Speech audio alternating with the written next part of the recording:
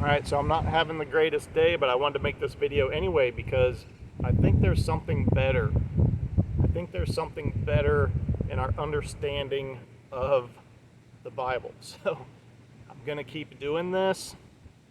I hope people are listening, but I got to do it because I saw a YouTube video the other day where this guy was berating himself because he read the Sermon on the Mount and the words of Jesus, and he put himself in the position of thinking that Jesus was talking to him and that he was disgusting on the inside but polished on the outside. He's a whitewashed tomb.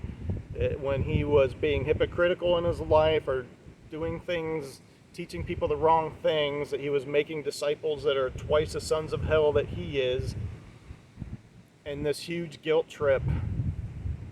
And this is why it's so important. It's not because we just need to get rid of guilt and do whatever we want and think of God however we want. That's not it. It's about being accurate to what the Sermon on the Mount and the words of Jesus are actually about. He's teaching the law to his people, the law of Moses. This is not applied to Gentiles, and it never was. And according to Paul, the law is not to be followed by even Jewish people today. It was ended when Jesus died on the cross. Now, Jewish people can still do what they want. I always want to make that point. It's not about making sure that they don't. It's about being accurate about what the message of the New Testament is. Jesus was indicting the Pharisees that were a corrupt power structure when he was calling them hypocrites or whitewashed tombs or making disciples that are twice the sons of hell that they are. This is all about the law. You need to go back and read the Old Testament and have a background in the law to understand what's going on here. But we take this today, and it's taught in churches every single Sunday that we're just supposed to sit down and apply the gospel words of Jesus to our own lives without any context or critical thinking about what might be going on, or even worse, not including the context of the whole Old Testament and the flow of the Bible in this, just sitting down and reading those words and just thinking they apply straight to us. There's something better. This is what I'm working towards. This is why I do this, even on when I'm having a crappy day like today. There's something better. And I hope I live long enough to see it, but so I guess that's really my point for now. Maybe this is a short one.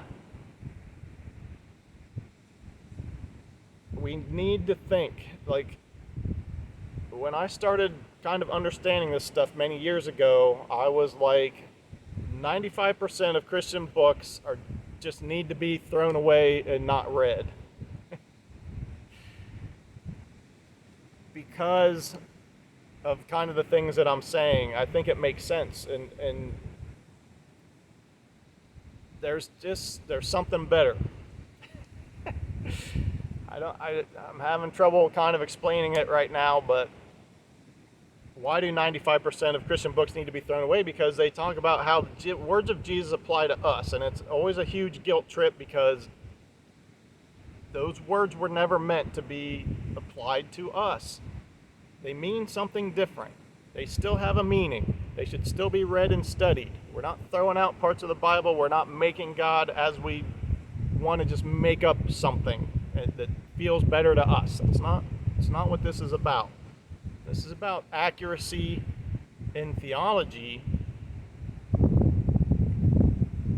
But the consequence is that most of Christian history and writings and tradition has not been correct, hasn't been accurate. I've had a lot of people tell me, how is this just happening now? Or why are you coming up with this now? And stuff like that. And I have no idea. I tell them I don't have the answer to that. All I know is that for 2,000 years of Christian history, things have just not been accurate. I don't know why.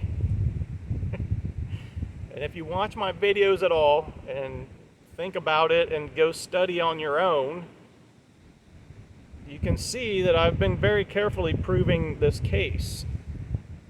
Now, I could still be wrong about some things, and if anybody ever watched this and gave feedback, I'd be welcome to hear it and talk about it. And I talk about it with some people, and maybe I'm too heavy-handed and I scare them away, or maybe I'm too stubborn. I don't know.